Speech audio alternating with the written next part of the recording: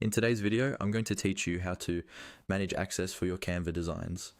When you're working in Canva, especially if you're collaborating with teammates, clients, or classmates, it's really important to control who can see or edit your designs.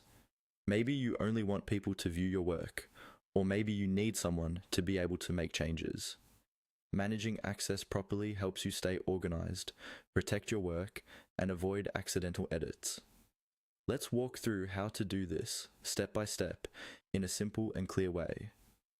First, open the design in Canva that you want to manage access for. You should already be in the main editing screen, where you can see your canvas in the center and the toolbar around it. Now, turn your attention to the top right corner of the screen. You'll see a plus sign there, usually associated with sharing or adding people. Click on that plus sign at the top right. This opens the sharing and access panel.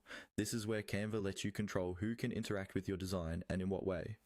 Take a second to let it load and look around at the options. Next, look for a small arrow beside the name or role that appears near the sharing options.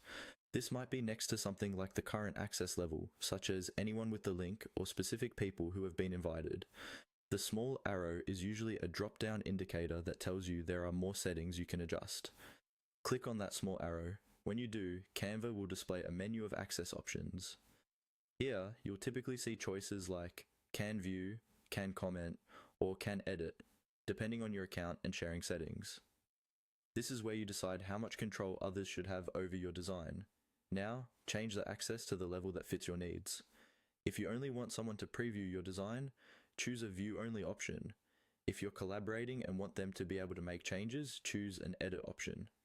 Make sure you think about who you're sharing the design with and what they actually need to do. Once you select the appropriate access level, Canva will apply those changes immediately. From this point on, anyone with that link or invitation will only have the permissions you've set, and that's it.